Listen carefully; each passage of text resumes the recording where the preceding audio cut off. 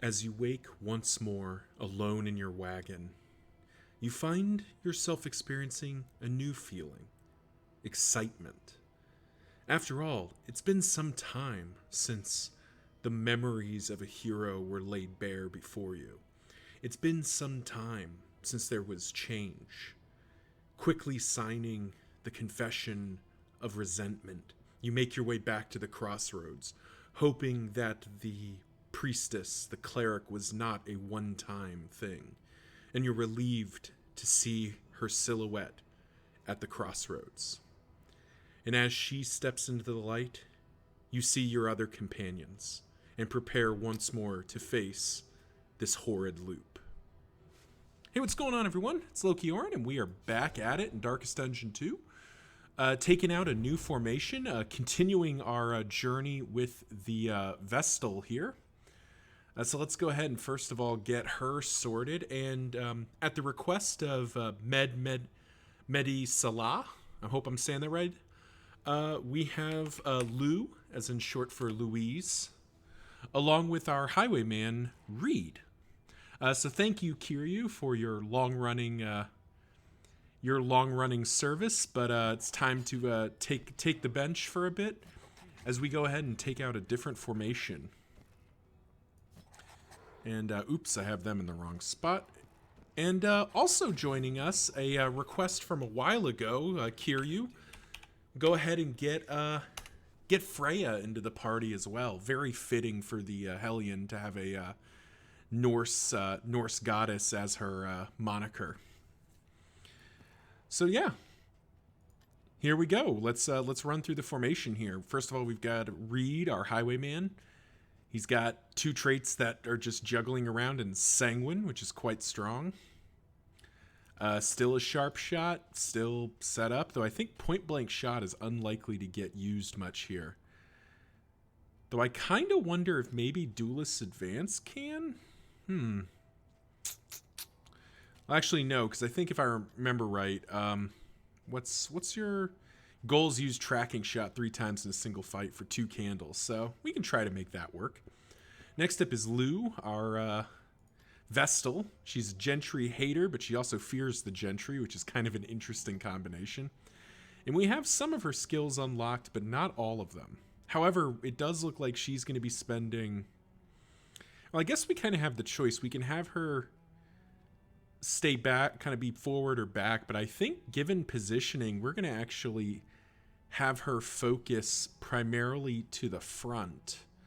So Hand of Light stays in, Illumination can stay, Judgment can go in favor of Consecration of Light. And you know, Consecration of Fortitude actually has some merits to the Hellion because she doesn't have a way to generate... Oh, interesting. Divine Grace is not actually... We'll have to keep that in mind. Yeah, we're definitely going to want to slot in Duelist Advance, if only to make sure we can juggle the Vestal back if needed. Mace Bash. Where does Mace Bash fit in? Maybe we do ditch Illumination? No, we don't need both Consecrations, I don't think. So maybe we do like that. Keep Ministrations off for now because I don't think we'll need it. But yeah, that'll do. And let's take out one of her paths. So we've done Wanderer. Confessor.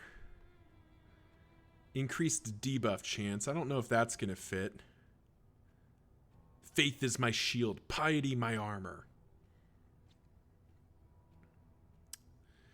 So it looks like Seraph is going to have to wait, I think, because I think we're going to be shuffling her back.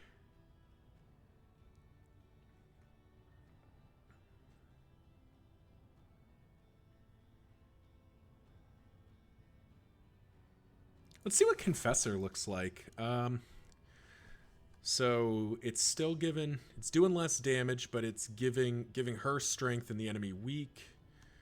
This is now stripping tokens, which is still quite good, but it's no longer stripping dodge, it's just stripping tokens. That remains the same. Mace Bash remains the same. Consecration of Light remains the same. You know what? Yeah, let's take out Confessor and see what that does. That makes Judgment kind of interesting too. All right, cool. Next up is Audrey, our grave robber, who, because she's starting in the front rank, I actually want to take her out as a venom drop, I think. Ooh, Nightsworn is so good. Well, Nightsworn has some... You know what? Yeah, we'll take out Nightsworn. Because then we can go... We can start doing like the lunge pirouette combo a little bit, which gives us the opportunity to shuffle Lou back as needed. Do something like this maybe? Keep Pick to the face just as an option. Because when she's coming at stuff, though maybe we'll eventually swap in Shadow Fade for it. Yeah. We'll have to be on the lookout for any good stealth, but she is steady, but has a bum leg, which is another interesting combination.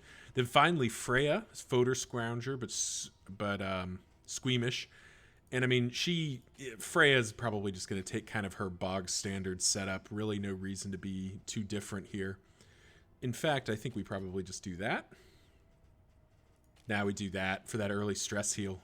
All right, and this is the formation Guns N' Roses, a reference to the 80s band, no doubt.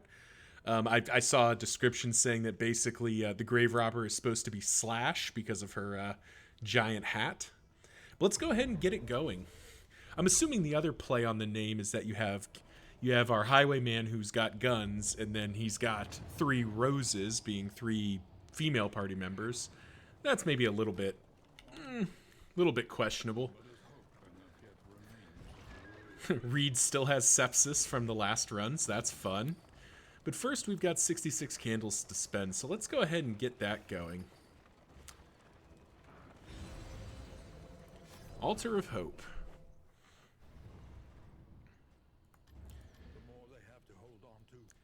Now, for starters, I actually do want to get another memory unlock and start doing... We're going to improve our highwayman who's been...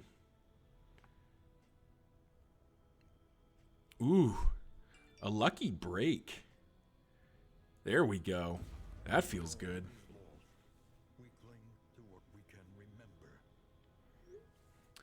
And you know what? Let's give... What's our Hellion God options for? Speed...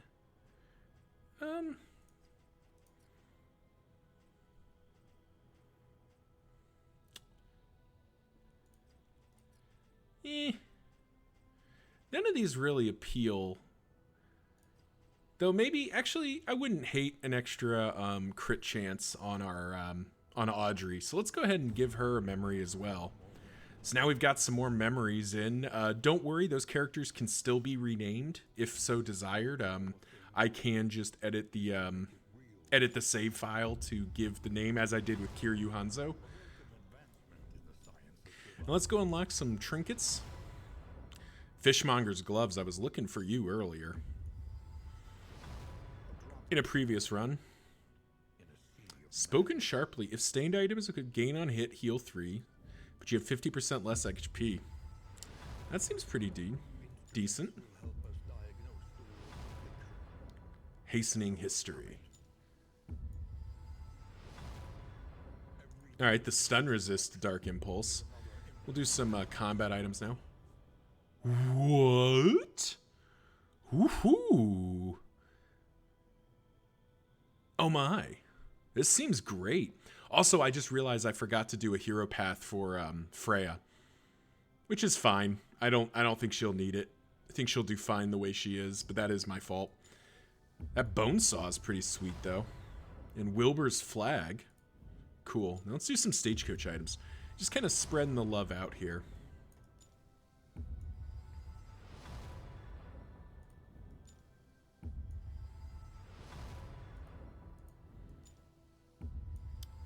But yeah, we're getting some good unlocks here. Apples and cheese, didn't we already... Did I not have apples and cheese? I guess I didn't. Easy to forget what you don't have unlocked because I'm just so used to like the core items. Touching Dirge is pretty good to get. Dartboard's pretty good. Cleansing Clasp ain't bad. Spore Grenade's a nice pickup too. Man, we're getting some really good pickups here. We're getting some real good pickups here.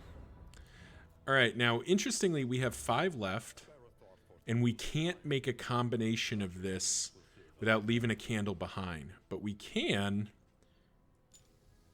unlock some swag, so that'll do it.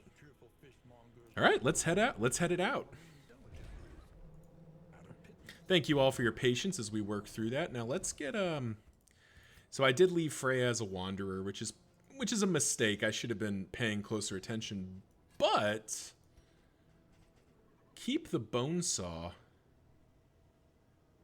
Now, is this one and done, or do I get to keep it? I don't actually know. I'm assuming not. But this does mean that we pop that in there.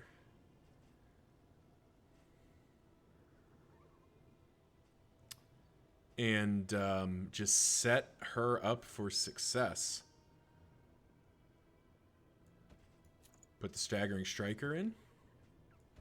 Cleansing Clasp can stay. Read speed is never going to be low, so that'll be fine.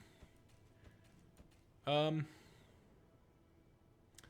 don't think Selfish Motivation is going to get used. However, Spoken Sharply...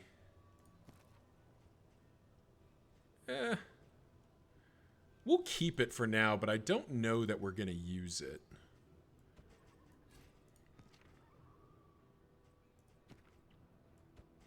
We'll go ahead and put in Wilbur's flag. That's fun. All right, let's get rolling. All right, so let's talk about this formation in a macro sense now that we've got a better read on the Vestal.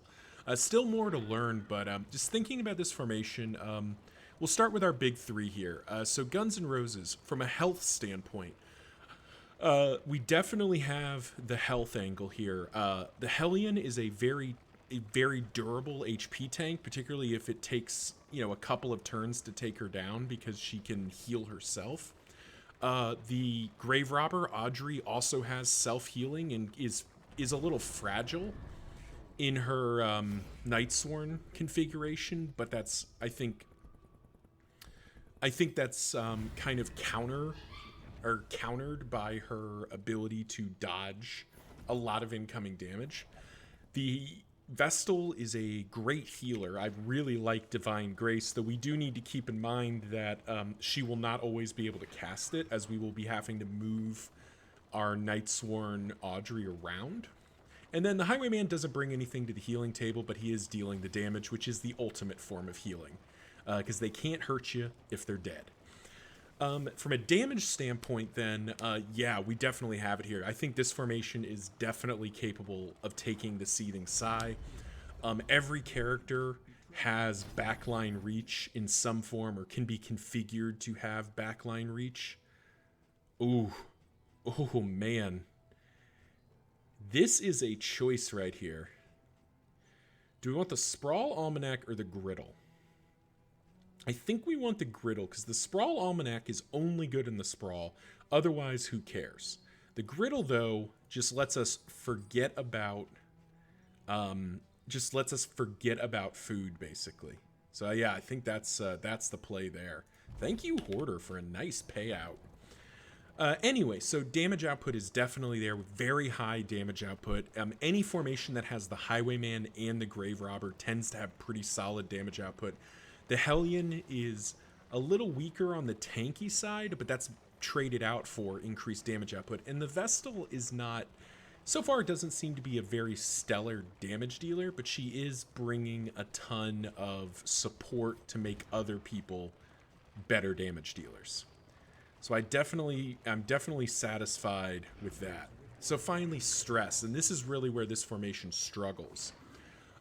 We will be wanting to upgrade Lou's Sanctuary at some point to give ourselves a bit of spike stress healing, and then relying on Raucous Revelry to stress heal the rest of the way. So definitely the weakest angle of attack here is the stress healing.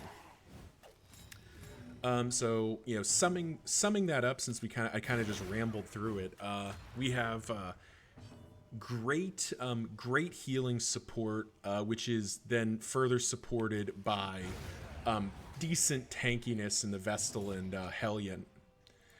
That is combined with an extremely strong damage output, but is somewhat mitigated by weak stress healing. And that's Guns N' Roses. And as you can see, damage output, we got that. We're making that happen. Which is just 2 mastery points and nothing else. A little unfortunate, but definitely happy to make that work. As we head into the inn, unlocking all this stuff was kind of nice. Oh, guess this goes on. Guess that goes on Lou.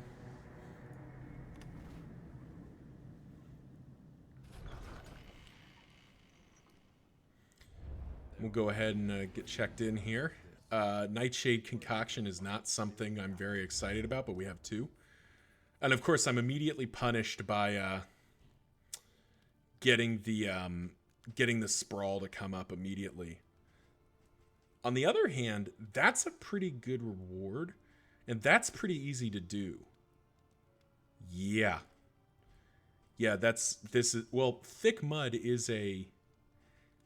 mud does make the lair safer, but I do not feel inclined to face a first zone Leviathan.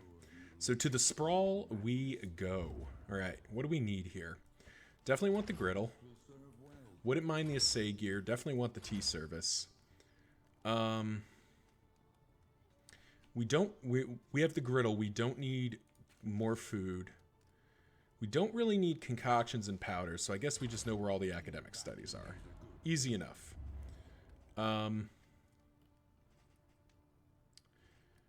Could buy a sharpness charm. Really wish we could afford this clandestine cape, but sadly that is not meant to be. But that is okay. We could buy this sharpness charm, but I think, is it baubles? Yeah, baubles. So Reed is going to be mitigating his sepsis to some extent. All right, well let's dirge it. Nice. Already got some positive ticks here. Let's go Lou and Freya here. Get to 13. Audrey and Reed get together.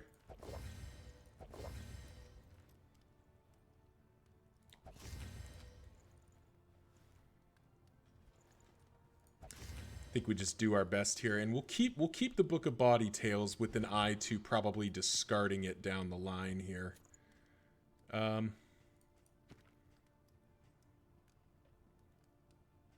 Yeah, I don't think Spoken Sharply is going to get used. We'll keep it for now because we have the room, but I don't feel very confident in that. Now, let's think. We are almost certain to be going after the librarian. Almost certain. So we need to upgrade skills that are going to help us deal with that. Definitely think Poison Dart gets its upgrade. And I think we're going to be counting on Reed to do quite a bit of damage. So let's go ahead and upgrade Double Tap. Get our damage output going. Wait. Almost made a complete pig's breakfast of this. We do need toe-to-toes upgrade. In between the two, that means we're getting Poison Darts upgrade. This is just such a massive upgrade. Huge damage output in the dot, and we really do need toe-to-toe, which lets us use Howling End and lets us use Raucous Revelry with a little bit more openness. And I think that should be fine.